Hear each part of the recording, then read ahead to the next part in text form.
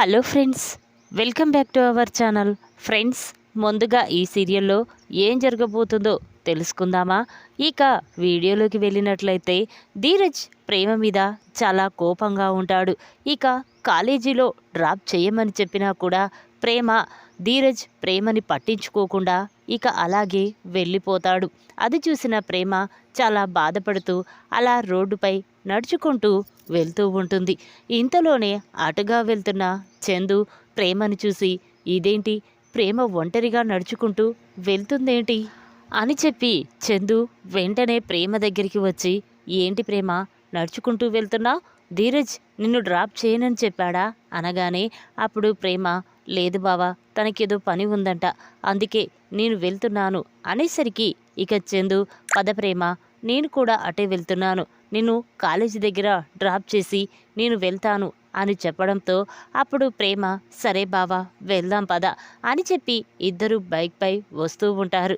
ఇంతలోనే భాగ్యం మాత్రం ఒక రౌడీతో, చూడు ఇటువైపు నా అల్లుడు ఇక్కడి నుంచే వస్తాడు, ఎలాగైనా నీ లారీతో నా అల్లునికి ఒక చిన్న యాక్సిడెంట్ చెయ్యి, ఆ తర్వాత నా అల్లుడికి చిన్న చిన్న గాయాలవుతాయి, దాంతో నా కూతురు వంకతో ఆ ఇంటికి వెళ్ళిపోతుంది, నా అల్లుడికి సేవలు చేస్తుంది అని ఆ రౌడీతో చెప్పడంతో అప్పుడు అతను, సరే మేడం అని చెప్పి ఇక వెంటనే ఆ రౌడీకి పైసలిచ్చి భాగ్యం పక్కగా నిలబడి చూస్తూ ఉంటుంది. ఇంతలోనే చందు ప్రేమ ఇద్దరూ కూడా ఇక ఆ బైక్పై వస్తూ ఉంటారు. ఇంతలోనే అక్కడ బైక్ గాలి వెళ్ళిపోవడంతో ఇక చందు బైక్ స్టాప్ చేసి నిలబడి ఫోన్ మాట్లాడుతూ ఉంటాడు. ఇక ఇంతలోనే ఆ రౌడీ స్పీడ్గా తన లారీ తీసుకొని వస్తూ ఉంటాడు. అది చూసిన శ్రీవల్లి, అమ్మోయ్ వాడు లారీ స్పీడ్గా తీసుకొస్తున్నాడే, ఒకవేళ బ్రేకులు ఫెయిల్ అయ్యి బావకి మా స్పీడ్గా గుద్దేస్తే తన పరిస్థితి ఏంటి, నా కాపురం కూలిపోతుంది, వద్దమ్మా అనగానే అప్పుడు భాగ్యం, అమ్మడు నువ్వు ఆగు, ఏమీ కాదు కని అని చెప్పి అంటూ ఉండగా ఇంతలోనే ఆ లారీ స్పీడ్గా రావడం చూసిన ప్రేమ ఒక్కసారి షాక్ అవుతుంది. ఇక వెంటనే బావా అని చెప్పి ఇక చందు చెయ్యి పట్టుకొని పక్కకి లాగేస్తుంది. ఇక ఆ లారీ ప్రేమని ఢీకొనడంతో ఇక ప్రేమ అక్కడికక్కడే కుప్పకూలిపోతుంది. ఇక అది చూసిన అందరూ కూడా ఒక్కసారి షాక్ అయిపోయి చూస్తూ ఉంటారు. ఇక ధీరజ్ స్టన్ అయిపోతాడు. ప్రేమ అని చెప్పి ధీరజ్ చందు ఇద్దరూ కూడా ప్రేమ దగ్గరికి వచ్చేసరికి ఇక ప్రేమ స్పృహ కోల్పోయి పడి ఉంటుంది. ఇక వెంటనే ధీరజ్, ప్రేమ ప్రేమ లే ప్రేమ అని అంటూ ఉంటే ఇక ప్రేమ ఎంతకీ పలకకపోవడంతో వెంటనే చందు, ఒరే ధీరజ్ పదరా, వెంటనే ప్రేమని హాస్పిటల్కి వెళ్దాం పద అని చెప్పి ఇక చందు ధీరజ్ ఇద్దరూ కూడా ప్రేమని తీసుకొని హాస్పిటల్కి వెళ్తారు. ఇక అక్కడ డాక్టర్తో, ధీరజ్, డాక్టర్ ఎలాగైనా నా భార్యని కాపాడండి ప్లీజ్ డాక్టర్, నీకు దండం పెడతాను అనగానే అప్పుడు డాక్టర్, చూడండి మేమున్నది చూసుకోవడానికే కదా, మీరేం బాధపడకండి అని చెప్పి ఇక డాక్టర్ ప్రేమని తీసుకొని ఐసీయూలోకి వెళ్ళి ట్రీట్మెంట్ చేస్తూ ఉంటారు. ఇక ధీరజ్ చందు ఇద్దరు కూడా ప్రేమ గురించే ఆలోచిస్తూ చాలా బాధపడుతూ ఉంటారు. ఇక ఇంతలోనే ధీరజ్, ఏంటన్నయ్యా ప్రేమకి ఇలా జరగడం ఏంటి అనగానే అప్పుడు చందు, ఏమోరా నాకు కూడా ఏమీ అర్థం కావడం లేదు, నేను ఆ లారీ వచ్చేది చూసుకోలేదు, నాకు కావాల్సిన ఆ యాక్సిడెంట్ ప్రేమకి జరిగింది, ఇదంతా నా వల్లేరా అని చందు అంటూ ఉంటే అప్పుడు ధీరజ్, ఏంటన్నయ్యా అలా మాట్లాడతావేంటి, ప్రేమ ప్రాణం నీ ప్రాణం ఒక్కటే కదా, ఎవరైతేనేంటి, కానీ ఇప్పుడు ప్రేమకి ఏం జరుగుతుందో ఏమో నాకు చాలా భయంగా ఉంది అని ధీరజ్ అనగానే అప్పుడు చందు, ఒరే ఏమీ కాదురా, నువ్వేమీ బాధపడకు అని చెప్పి చందు ధీరజ్ని ఓదారుస్తూ ఉంటాడు. ఇక వెంటనే చందు, ఒరే ఈ విషయం అమ్మ నాన్న అందరికీ ఫోన్ చేసి చెప్పాలి అని చెప్పి చందు తన ఫోన్ తీసి రామరాజుకి ఫోన్ చేస్తాడు. ఇక చందు నుండి ఫోన్ రావడంతో రామరాజు ఫోన్ లిఫ్ట్ చేసి, ఏంట్రా చందు ఎక్కడున్నావు అనగానే అప్పుడు చందు బాధపడుతూ కన్నీళ్లు పెట్టుకుంటూ, నాన్న నేను హాస్పిటల్లో ఉన్నాను, ప్రేమకి యాక్సిడెంట్ జరిగింది, అడ్మిట్ చేశాం, మీరు వెంటనే రండి నాన్న, ప్రేమకి చాలా సీరియస్గా ఉంది అని చెప్పడంతో ఇక షాక్ అయిపోయి చూస్తూ ఉంటాడు. ఏంట్రా నువ్వు చెప్పేది అనగానే అప్పుడు చందు, అవును నాన్న తొందరగా రండి అని చెప్పి ఫోన్ పెట్టేశాడు. ఇక రామరాజు, నర్మద, సాగర్ అందరినీ తీసుకొని ఇక హాస్పిటల్కి వెళ్తాడు. వెంటనే ధీరజ్, అన్నయ్య అమ్మకు కూడా చెప్పు అనగానే ఇక చందు వెంటనే ప్రేమకు యాక్సిడెంట్ జరిగిన విషయం వేదవతికి చెప్తాడు. ఇక దాంతో వేదవతి కూడా స్టన్ అయిపోయి వెంటనే హాస్పిటల్కి వచ్చేస్తుంది. ఇక వేదవతి, రామరాజు, ఒరేయ్ చందు ఏం జరిగిందిరా, ప్రేమకి యాక్సిడెంట్ జరగడం ఏంటి అనగానే అప్పుడు చందు జరిగిన విషయం మొత్తం కూడా రామరాజుకు చెప్తాడు. ఇక దాంతో అందరూ చాలా బాధపడుతూ ఉంటారు. ఇంతలోనే డాక్టర్ బయటికి వస్తాడు. ఇక డాక్టర్ని చూసిన వేదవతి, డాక్టర్ ఇప్పుడు నా కోడలికి ఏం ప్రమాదం లేదు కదా, తను సేఫ్ కదా అంటూ ఉంటే అప్పుడు డాక్టర్, చూడమ్మా తనకి బ్లడ్ చాలా పోయింది, 24 అవర్స్ గడిస్తే కానీ ఏమీ చెప్పలేము అని డాక్టర్ చెప్పగానే ఇక అందరూ బాధపడుతూ ఉంటారు. ఇక ధీరజ్ మాత్రం చాలా బాధపడుతూ ఉంటే అప్పుడు నర్మద ధీరజ్ దగ్గరికి వచ్చి, ఏంటి ధీరజ్ బాధపడుతున్నావా, చూడు ప్రేమ ఏ తప్పు చెయ్యలేదని ఎంత చెప్పినా కూడా నువ్వు వినలేదు, కానీ ఇప్పటికైనా నమ్ము, అసలు ప్రేమ ఎలాంటి తప్పు చేయలేదు, ఈ గొడవలకన్నిటికి కారణం శ్రీవల్లినే. ఈ విషయం మావయ్యకి అత్తయ్యకి తెలిస్తే వాళ్ళు బాధపడతారని చందు బావకి కూడా తెలుసు, కానీ ఈ విషయం ఎవరితో చెప్పొద్దని బావ తన మీద ఒట్టేయించుకున్నాడు. అందుకే ఈ విషయం ఎవరికీ చెప్పలేదు. కానీ ఇప్పుడు ప్రేమ ప్రాణాపాయ స్థితిలో ఉంది. ఇప్పటికి కూడా నువ్వు ప్రేమని తప్పుగా అర్థం చేసుకుంటే నేను చూసి తట్టుకోలేకపోతున్నాను. అందుకే అది పక్కన పెట్టైనా సరే నేను ప్రేమ గురించి నిజం చెప్పవలసి వచ్చింది. కానీ అమూల్య విషయంలో ప్రేమ ఎలాంటి తప్పు చేయలేదు. ఈ 2 కుటుంబాలకి కారణం, గొడవలు కావడానికి కారణం శ్రీవల్లి, అమూల్య జీవితం నాశనం కావడానికి కారణం శ్రీవల్లి అని ఇక నర్మద ప్రేమ గురించి మొత్తం నిజాన్ని చేసి ధీరజ్కి చెప్తుంది. ఇక దాంతో ధీరజ్ స్టన్ అయిపోయి చూస్తూ ఉంటాడు. నిజమా వదిన, ఈ విషయం తెలియక నేను ప్రేమని చాలా బాధ పెట్టాను. నన్ను నమ్ముకున్న ప్రేమని నేను చాలా అన్యాయం చేశాను. నా కోసం, నా ప్రేమ కోసం ఎంతో తప్పించిన ప్రేమని నేను పట్టించుకోలేకపోయాను అని చెప్పి ధీరజ్ చాలా బాధపడుతూ ఉంటాడు. ఇక ఇంతలోనే డాక్టర్ ప్రేమకు చెక్ చేస్తూ ఉండగా ప్రేమ గర్భసంచి పూర్తిగా పాడైపోవడంతో ఇక డాక్టర్ స్టన్ అయిపోయి చూస్తూ ఉంటాడు. ఇదేంటి, ఈ అమ్మాయికి ఇలా జరిగిందేంటి, ఇంత పెద్ద యాక్సిడెంట్ జరగడం వల్లే తనకిలా జరిగింది అని చెప్పి డాక్టర్ బయటికి వచ్చి, రామరాజు, వేదవతి మీతో మాట్లాడాలండి అనగానే ఇక వెంటనే వాళ్ళు లోపలికి వెళ్తారు.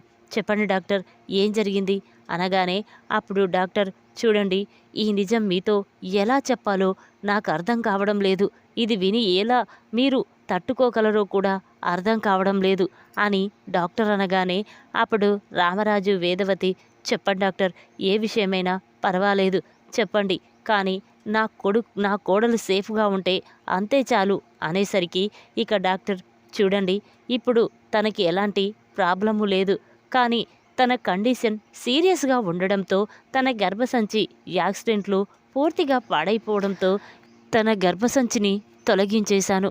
ఇక తనకి జన్మలో పిల్లలు పుట్టే అవకాశం లేదు అని చెప్పడంతో ఇక రామరాజు, వేదవతి ఒక్కసారే షాక్ అయిపోయి చూస్తూ ఉంటారు. ఇక వేదవతి, ఏంటి డాక్టర్ ఏం చెప్తున్నారు, అలా అయితే తన జీవితం ఏమైపోతుంది డాక్టర్, తను అసలే చిన్నపిల్ల అని చెప్పడంతో అప్పుడు డాక్టర్, అవునమ్మా, కానీ ఈ విషయం మీతో చెప్పలేకుండా ఉండలేకపోయాను, ఎందుకంటే డాక్టర్గా అది నీ డ్యూటీ అని చెప్పడంతో ఇక చాలా బాధపడుతూ రామరాజు, వేదవతి బయటికి వస్తారు. ఇక ధీరజ్ని చూసి వేదవతి చాలా బాధపడుతూ వెంటనే ధీరజ్ని హగ్ చేసుకొని, ధీరజ్ నీ జీవితం నాశనం అయిపోయిందిరా, ఇక నువ్వు తండ్రివయ్యే అవకాశం నీకు జన్మలో లేదురా అని చెప్పగానే ఇక ధీరజ్ షాక్ అవుతాడు. ఏంటమ్మా ఏం మాట్లాడుతున్నావు నువ్వు, నేను తండ్రి కాకపోవడం ఏంటమ్మా అనగానే అప్పుడు రామరాజు, అవునరా, ప్రేమ గర్భసంచి యాక్సిడెంట్లో పూర్తిగా పాడైపోవడంతో ఇక తన గర్భసంచిని తొలగించేశారు. జన్మలో తనకు పిల్లలు పుట్టే అవకాశం లేదని ఇప్పుడే డాక్టర్ మాకు చెప్పాడు అని చెప్పడంతో ఇక ధీరజ్ అక్కడే కుప్పకూలిపోతాడు. ఇక వెంటనే, నాన్న నాకు పిల్లలు పుట్టకపోయినా పర్వాలేదు, కానీ నేను ప్రేమని బ్రతికించుకోవాలి, ప్రేమని ప్రేమగా చూసుకోవాలి, తనని చూడాలి నాన్న, నేను లోపలికి వెళ్ళి తనతో మాట్లాడాలి అని ధీరజ్ అంటూ ఉంటే ఇక అందరూ కూడా బాధపడుతూ ఉంటారు. ఇంతలోనే సిస్టర్ బయటికి వచ్చి, చూడండి పేషెంట్కి స్పృహ వచ్చింది, లోపలికి రండి అనగానే ఇక అందరూ కూడా ప్రేమ దగ్గరికి వెళ్తారు. ప్రేమ మెల్లగా కళ్ళు తెరిచి చూస్తూ ఉంటుంది. ఇక అందరూ అక్కడే ఉండడం చూసి ప్రేమ, ఏంటి నాకు ఏం జరిగింది అంటూ ఉంటే అప్పుడు రామరాజు, ఏం లేదమ్మా, కొంచెం చిన్న యాక్సిడెంట్ జరిగింది, అందుకే నువ్వు ఇలా హాస్పిటల్లో ఉన్నావు అని చెప్పడంతో అప్పుడు ధీరజ్, ప్రేమ నన్ను క్షమించు ప్రేమ, నిన్ను అర్థం చేసుకోలేకపోయాను, నువ్వు చెప్పిన మాటలు అబద్ధమని కొట్టేసి నిన్ను చాలా బాధ పెట్టాను, నన్ను క్షమించు ప్రేమ అని అంటూ ఉంటే ఇక అందరూ కూడా కన్నీళ్లు పెట్టుకుంటూ ఉంటారు.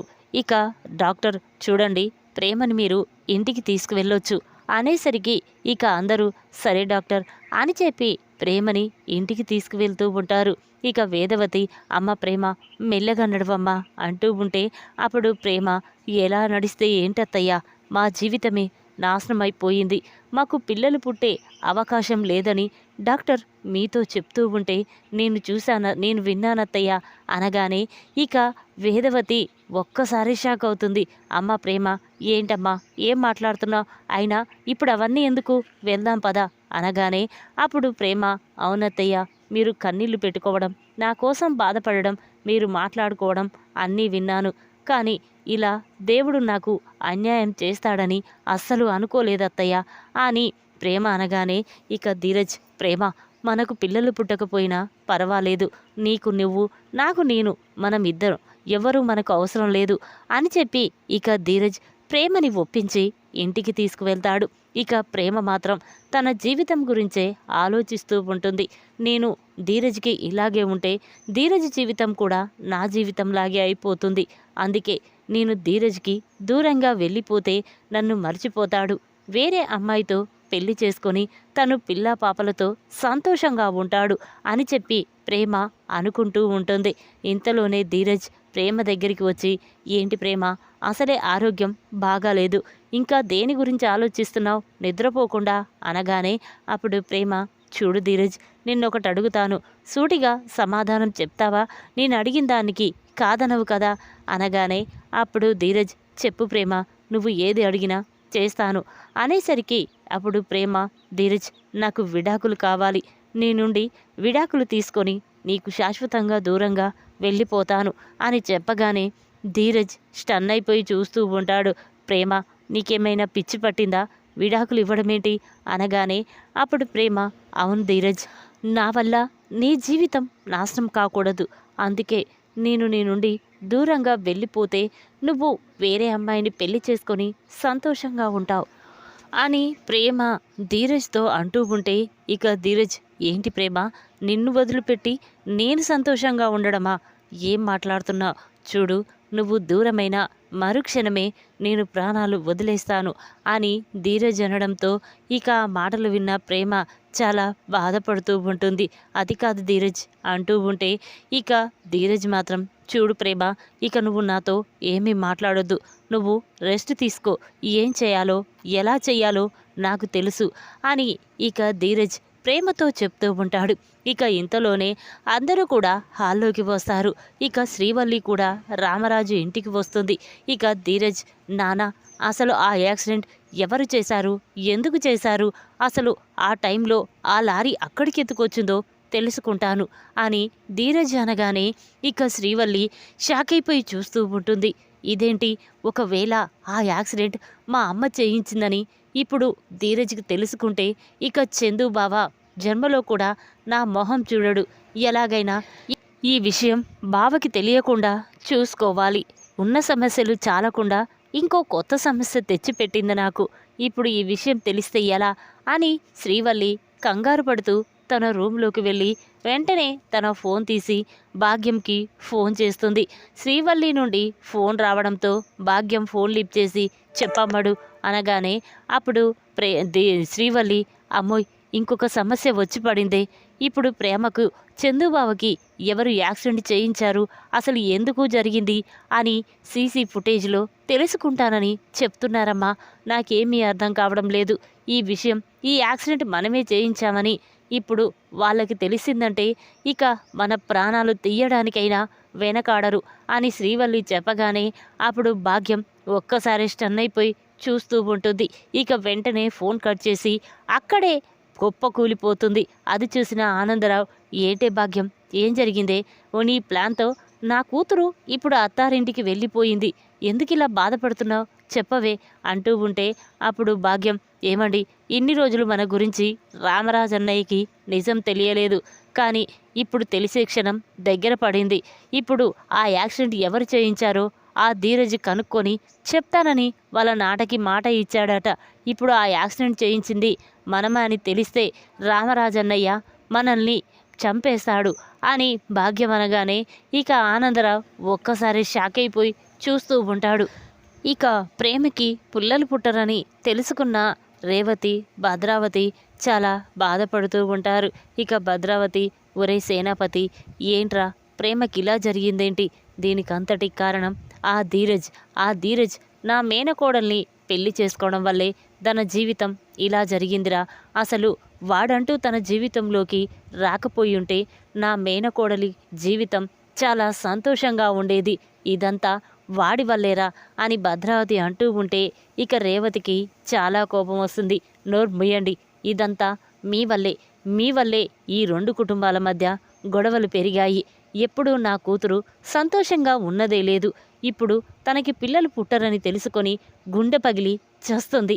ఇదంతా నీ వల్లే కదా, నీ వల్లే నా పిల్లల జీవితాలు ఇలా నాశనమైపోయాయి అని చెప్పి ఇక రేవతి భద్రావతి మీద చాలా కోపంతో రగిలిపోతూ ఉంటుంది. అది చూసిన భద్రావతి, ఏంటి రేవతి, నేనేం చేశానే అనగానే అప్పుడు చూడు, పెళ్ళి పెడాకులు లేకుండా నువ్వు పిల్లల ప్రేమ అంటే తెలియకుండా నువ్వు ఇంట్లో ఉండడం వల్లే ఇలా జరిగింది. చి, నీ మొహం చూడాలన్నా కూడా నాకు అసహ్యంగా ఉంది అని చెప్పి ఇక రేవతి చాలా కోపంగా అక్కడి నుంచి వెళ్ళిపోతుంది. ఇక అది చూసిన సేనాపతి, ఏయ్, ఏం మాట్లాడుతున్నావు నువ్వు? అక్క గురించి అలాగేనా మాట్లాడేది అని సేనాపతి అనగానే అప్పుడు రేవతి, అక్క గురించి కాదు, నీ గురించి కూడా అలాగే మాట్లాడాలి అని చెప్పి రేవతి కోపంగా అక్కడి నుంచి వెళ్ళిపోతుంది. ఇక అది విన్న సేనాపతి కూడా చాలా బాధపడుతూ ఉంటాడు. ఇదేంటి, నా కూతురు ప్రేమించి పెళ్లి చేసుకుందని ఇన్ని రోజులు కోపంగా ఉన్నాను, కానీ ఇప్పుడు నా కూతురికి పిల్లలు పుట్టే అవకాశమే లేదని డాక్టర్ చెప్తుంటే చూసి తట్టుకోలేకపోతున్నాను అని సేనాపతి కూడా చాలా బాధపడుతూ ఉంటాడు. ఇప్పుడు నా కూతురికి ఇలా జరిగింది, నా కొడుకు జైల్లో ఉన్నాడు, అసలు నేనేం చేస్తున్నా కూడా నాకు కూడా అర్థం కావడం లేదు అని అనుకుంటూ ఉంటాడు.